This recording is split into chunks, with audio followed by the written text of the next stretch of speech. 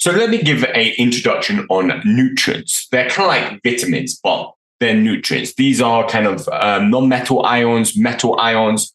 We typically, there's fertilizers when the soil has a lack of nutrients. I'm not going to go too much into detail about it, but the fertilizers are known as NPK values. That means they have different NPK values, and I'm going to make sense of that. Now, there's one other thing that is missing over here, a letter.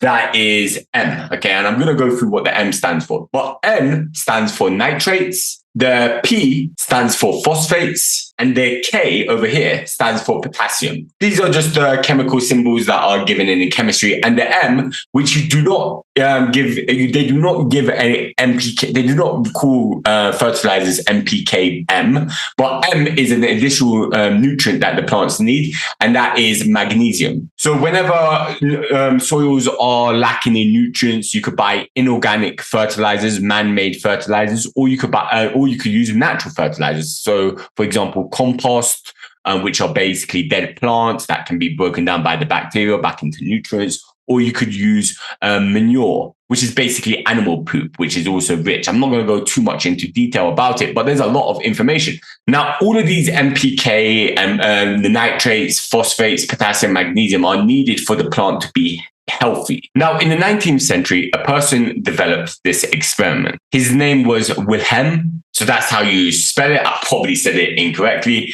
but it was water that had nutrients inside it.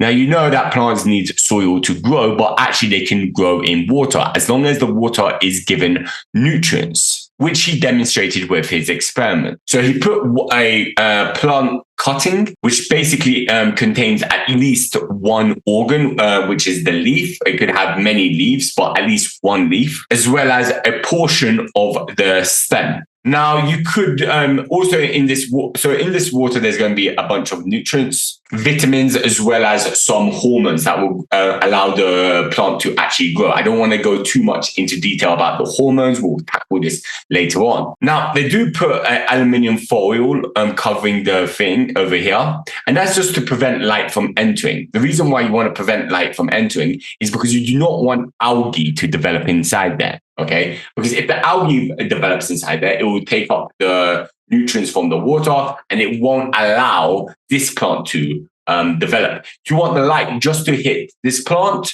and leave this water alone, because there's a bunch of nutrients inside it. If the light goes inside it, plants, algae, could grow inside the water. You also are putting air inside the water, and that allows the carbon dioxide to diffuse into the water, so that the plant can actually use the carbon dioxide. But more of the air is actually just oxygen, because the roots actually don't actually photosynthesize. So the roots are going to need to do respiration. And one of the things needed for respiration is oxygen. So the roots need to take in oxygen from the water. So you've got to put a bit of air, allow the oxygen to diffuse into the water, and then the roots use that oxygen. And what he noticed is when the plants didn't have the correct nutrients inside the water, the plants didn't develop properly. They had what we call nutrient deficiency, which is another video I will be doing.